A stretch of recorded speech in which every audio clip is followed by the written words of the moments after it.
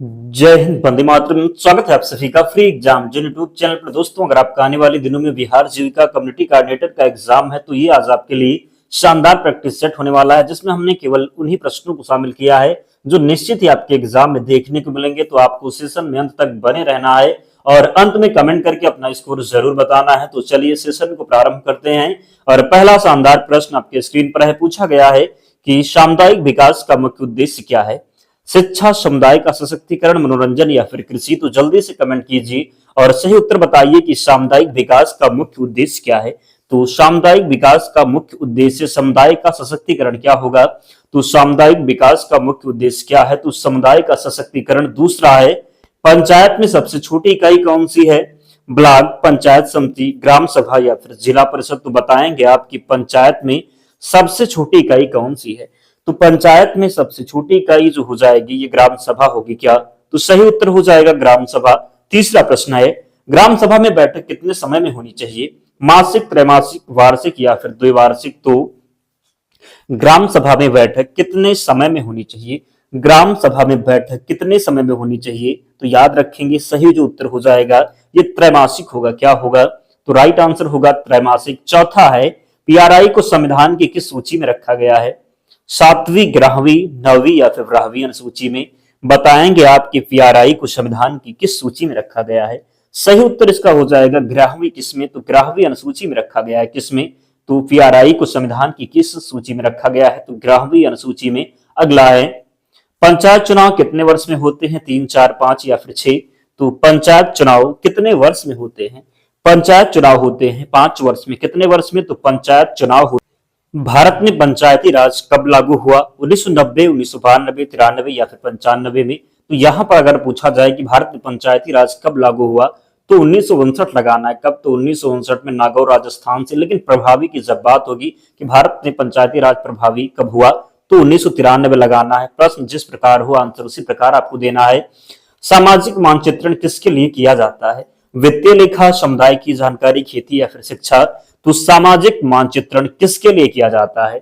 सामाजिक मानचित्रण किया जाता है समुदाय की जानकारी के लिए। किसके लिए? तो सामाजिक मानचित्रण किसके लिए किया जाता है? तो समुदाय की जानकारी। बिहार में जीविका कार्यक्रम किस वर्ष प्रारंभ हुआ? 2005, 6 या फिर 7? तो बिहार में जीविका कार्यक्रम किस वर्ष प्रारंभ हुआ?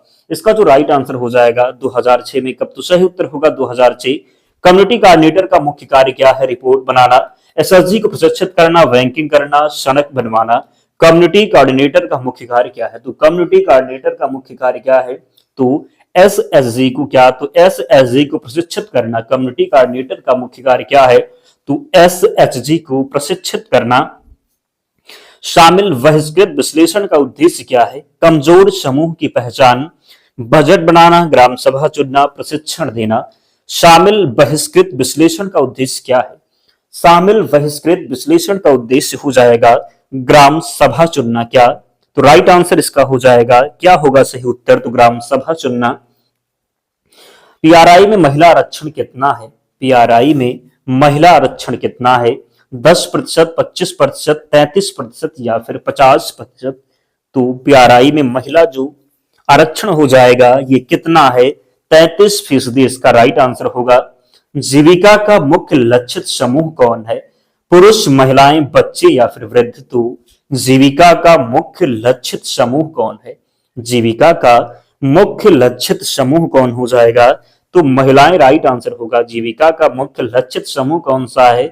महिलाएं सही उत्तर होगा। पीएमजेडीवाई किससे संबंधित है? कृषि, बैंकिंग, शिक्षा या फिर स्वास्थ्य?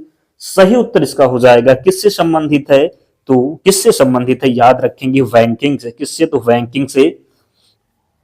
मनरेगा में 100 दिन की मजदूरी किससे मिलती है? शहर के लोगों को, ग्रामीण मजदूरों को, सरकारी कर्मचारियों को, बच्चों को? तो मनरेगा में 100 दिन की मजदूरी किससे मिलती है? तो मनरेगा में 100 दिन की मजदूरी मिलती है ग्रामीण मजदूरों को। किसको? तो ग्रामीण मजदूरों को। आरटी में शिक्षा किस आयु वर्ग के लिए मुफ्त है? 0 से 5, 6 से 14, 10 से 18, 20 से 30? तो सही उत्तर जो इसका होने वाला है कितना होगा? तो 6 से 14 वर्ष। कितना? तो 6 से 14 वर्ष राइट आंसर होगा। पीएम किसान योजना किसके लिए है? मजदूर, किसान, महिला या फिर छात्र?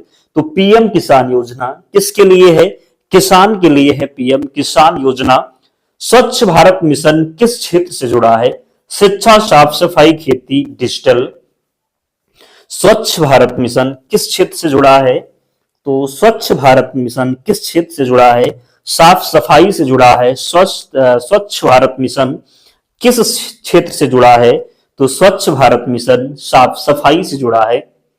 उज्ज्वला योजना किससे संबंधित है? शिक्षा, गैस कनेक्शन, डिजिटल या फिर सड़क। तो उज्ज्वला योजना किससे संबंधित है? उज्ज्वला योजना की बात करेंगे तो ये संबंधित है गैस कनेक्शन से। किससे? तो गैस कनेक्शन से। पोषण अभियान का उद्देश्य क्या है? कुपोषण कम करना, खेल, शिक्षा या फिर सड़क। तो पोषण अभियान का उद्देश्य क्या है? पोषण अभियान का जो उद्देश्य हो जाएगा कुपोषण कम करना। क्या होगा? तो कुपोषण कम करना। जीविका के अंतर्गत बैंक लोन किसके लिए दिया जाता है? व्यवसाय, पढ़ाई, मकान या फिर नौकरी। तो जीविका के अंतर्गत बैंक लोन किसके लिए दिया जाता है? जीविका के अंतर्गत बैंक लोन दिया जाता है व्यवसाय के लिए। जीविका के अंतर्गत बैंक लोन किसके लिए दिया जाता है? व्यवसाय के लिए। डिजिटल साक्षरता किससे संबंधित है? मोबाइल, कंप्यूटर उपयोग, बैंकिंग या फिर शिक्षा से। तो डिजिटल साक्षरता किससे संबंधित है? डिजिटल साक्षरता किससे संबंधित है? तो ये कंप्यूटर उपयोग से संबंधित है। डिजिटल साक्षरता कंप्यूटर उपयोग से संबंधित है। बैंक खाता खोलने के लिए क्या आवश्यक है? आधार, पासबुक, चेकबुक या फिर एटीएम। तो बैंक खाता खोलने के लिए क्या आवश्यक है? बैंक खाता खोलने के लिए आधार कार्ड आवश्यक है। अगला है सीसी का पूरा नाम क्या है? Community coordinator, community contact, chief coordinator, council coordinator. तो सीसी का पूरा नाम क्या है?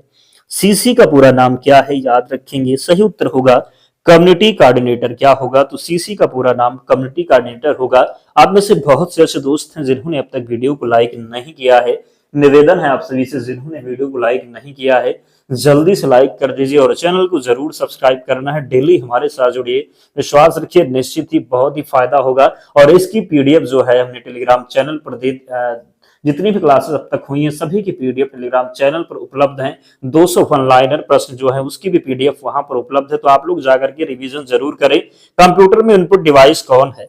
कंप्यूटर में इनपुट डिवाइस कौन है? तो इसका जो राइट आंसर हो जाएगा क्या? तो कंप्यूटर में इनपुट डिवाइस प्रिंटर है। क्या है? तो प्रिंटर है। एटीएम का अर्थ any time machine, automated teller machine, automatic transfer mode, any time money. ATM का अर्थ क्या है? एटीएम का अर्थ क्या है? याद रखेंगे ऑटोमेटेड टेलर मशीन हो जाएगा। क्या होगा? एटीएम का अर्थ क्या होगा? तो ऑटोमेटेड टेलर मशीन इसका राइट आंसर होगा।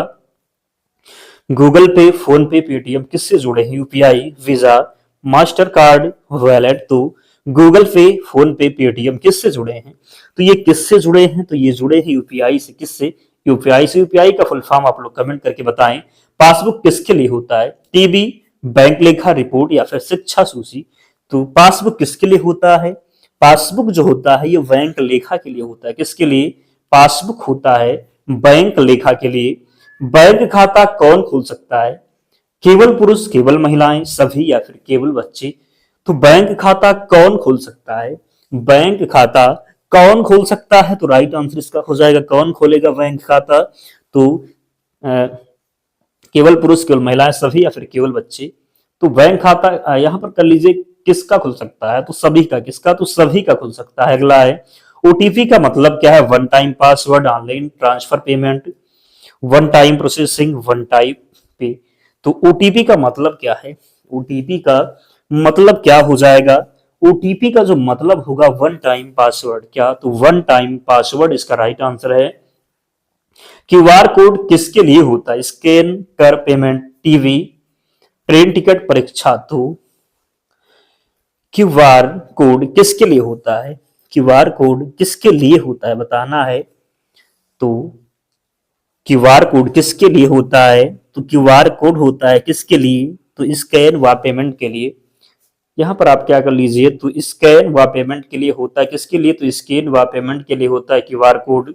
साइबर फ्रॉड से बचने के लिए क्या नहीं करना चाहिए? ओटीपी साझा करना, पासवर्ड बदलना, पिन गुप्त रखना, फोन लॉग आउट। तो साइबर फ्रॉड से बचने के लिए क्या नहीं करना चाहिए? साइबर फ्रॉड से बचने के लिए क्या नहीं करना चाहिए, तो याद रखेंगे ओटीपी साझा नहीं करना चाहिए। क्या, तो ओटीपी साझा नहीं करना चाहिए, याद रखेंगे।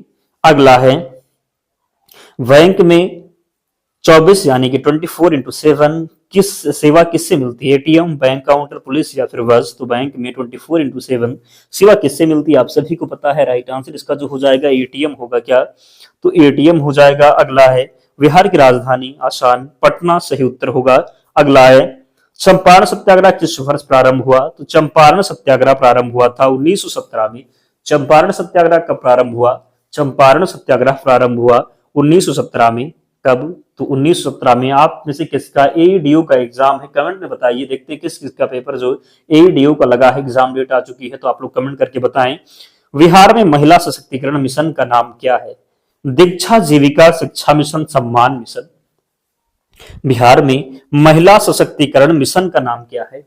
बिहार में महिला सशक्तिकरण मिशन का नाम क्या है? राइट आंसर इसका हो जाएगा जीविका। क्या है? तो जीविका है। बिहार का सबसे बड़ा जिला, पटना, पश्चिम चंपारण, गया, भागलपुर। बिहार का सबसे बड़ा जिला कौन सा है? तो बिहार का सबसे बड़ा जिला की बात करेंगे, राइट आंसर इसका हो जाएगा पटना है। कौन सा? सही उत्तर पटना होगा। शिक्षा का अधिकार कब लागू हुआ? 2009, 2005, 2010 या फिर 11 में। तो शिक्षा का अधिकार कब लागू हुआ? शिक्षा का अधिकार लागू हुआ कब? याद रखेंगे, सही उत्तर होगा 2010 में। शिक्षा का अधिकार कब लागू हुआ? शिक्षा का अधिकार लागू हुआ 2010 में लागू हुआ शिक्षा का अधिकार। बिहार का प्रमुख त्योहार कौन सा है?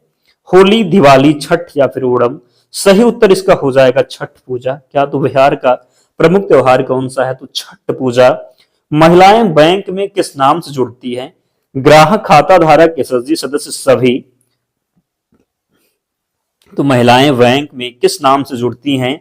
इसका जो राइट आंसर हो जाएगा क्या होगा? तो सही उत्तर इसका होगा एसएचजी सदस्य। क्या, तो एसएचजी सदस्य। अगला है वित्तीय साक्षरता किससे संबंधित है? पैसा और बैंकिंग ज्ञान, खेल, खेती या फिर शिक्षा। तो वित्तीय साक्षरता किससे संबंधित है? वित्तीय साक्षरता संबंधित है पैसा और बैंकिंग ज्ञान से। दोस्तों आज 40 प्रश्न थे, तो आप लोग कमेंट कीजिए और बताइए कि 40 प्रश्नों में आपका स्कोर क्या रहा, कितने प्रश्न आप सही कर पाए, जरूर कमेंट करके बताएं। और इसकी पीडीएफ के लिए टेलीग्राम चैनल से जुड़ जाना, लिंक डिस्क्रिप्शन बॉक्स में है, या फिर आप टेलीग्राम पर जाएंगे, सर्च करेंगे फ्री एग्जाम जोन, आपको चैनल मिल जाएगा, ज्वाइन हो जाना, वहां पर आपको सारी पीडीएफ मिल जाएगी। तो मिलते हैं नेक्स्ट वीडियो में, तब तक पढ़ते रहिए, ध्यान रखिए अपना, स्वस्थ और सुरक्षित रहिए। जय हिंद।